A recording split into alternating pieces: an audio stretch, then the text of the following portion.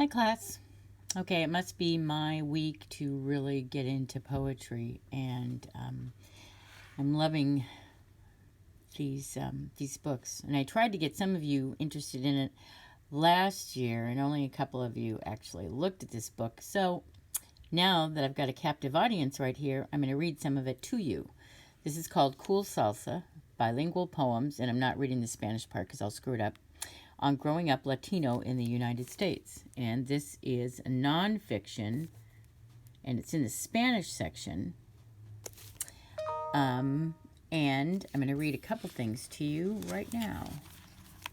And again, I'm not reading the Spanish part because I would murder it and you'd laugh at me and I'd be embarrassed.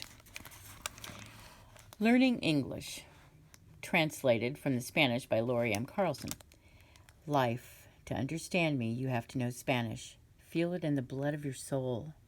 If I speak another language and use different words for feelings that will always stay the same, I don't know if I'll continue being the same person.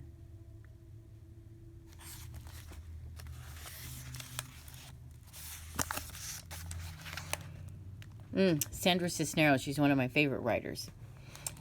This is titled Abuelito Who?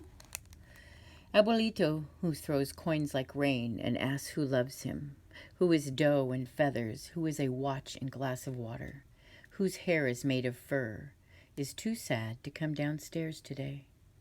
Who tells me in Spanish, you are my diamond, who tells me in English, you are my sky, whose little eyes are string, can't come out to play, sleeps in his little room all night and day, who used to laugh like the letter K, is sick, is a doorknob tied to a sour stick, is tired, shut the door, doesn't live here anymore, is hiding underneath the bed, who talks to me inside my head, is blankets and spoons and big brown shoes, who snores up and down, up and down again, is the rain on the roof that falls like coins, asking who loves him. Who loves him, who? Here's another one by Luis Rodriguez. It's called The Monster. It erupted into our lives. Two guys in jeans shoved it through the door, heaving and grunting and biting lower lips. A large industrial sewing machine, we called it the Monster. It came on a winter's night, rented out of Mother's pay. Once in the living room, the walls seemed to cave in around it. Black footsteps to our door brought heaps of cloth for Mama to sew. Noises of war burst out of the living room. Rafters rattled, floors farted, the radio going into static, each time the needle ripped into fabric. Many nights I'd get up from bed, wander squint-eyed down a hallway, and peer through a dust-covered blanket to where Mama and the Monster did nightly battle. I could see Mama through the yellow haze of a single light bulb. She slouched over the machine, her eyes almost closed, her hair in disheveled braids, each stitch binding her life to scraps of cloth.